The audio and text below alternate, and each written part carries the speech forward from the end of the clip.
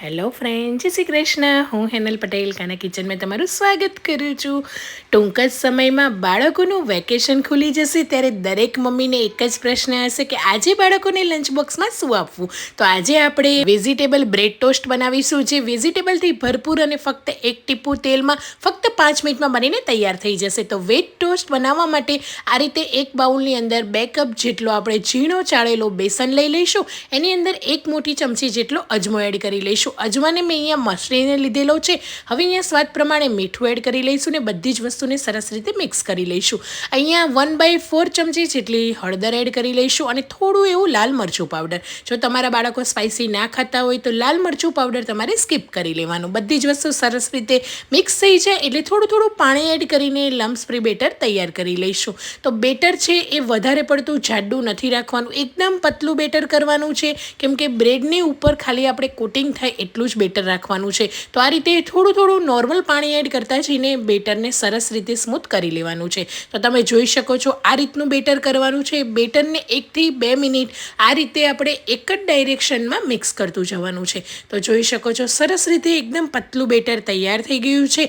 આ બેટરની અંદર આપણે ઈનો, સોડા કંઈ જ નથી એડ કરવાનું.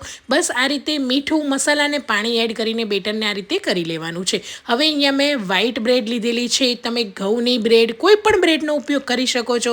તો આ રીતે અહીંયા મેં 3 થી 4 મિલ્ક બ્રેડ લીધેલી છે. બ્રેડને હવે આ રીતે એક બેટરની અંદર ડીપ કરતા જઈશું અને તવા પર આપણે મૂકતું જવાનું છે.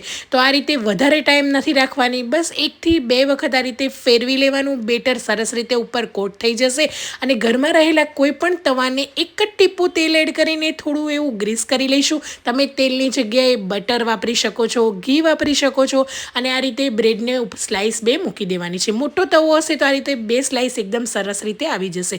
હવે ઉપર ભરપૂર પ્રમાણમાં તમે વેજીટેબલ એડ કરી શકો છો. ગાજર, કેપ્સિકમ, લીલા મરચાં, ટામેટાં, ડુંગળી, બધી જ વસ્તુને મેં અહીંયા એકદમ ઝીણી ચોપ કરીને એડ કરી દીધેલા છે. આની અંદર તમે તમારી રીતે મનગમતા વેજીટેબલ એડ કરી શકો છો અને ઉપરથી લીલા સમારેલા ધાણા એડ કરી લઈશું અને બધી જ વસ્તુને આ રીતે એક વખત પ્રેસ કરી લઈશું.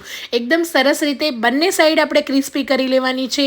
મેં કીધું એ રીતે આની અંદર જરાય તેલનો ઉપયોગ નથી કરવાનો, ફક્ત એક જ ટીપું તેલની અંદર બની જશે અને એ પણ તમારે ના એડ કરવું હોય તો બંને સાઈડ તમે ક્રિસ્પી કરી શકો છો. આ બ્રેડને તમે ઓવનમાં, એર ફ્રાયરમાં બનાવી શકો છો અને બાળકોને આ હેલ્ધી બ્રેડ ટોસ્ટ આપી શકો છો.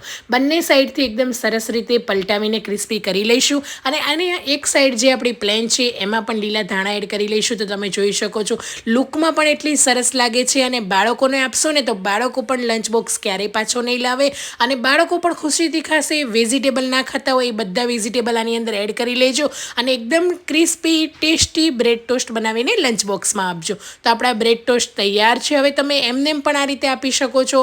હું અહીંયા આ રીતે કટ કરી રહી છું. તો વચ્ચેથી કટ કરીને આપણે લંચ બોક્સમાં ભરીશું તો એકદમ ઇઝીલી બાળકોને ખાતા પણ ફાવશે અને એકદમ સરસ પણ રહેશે.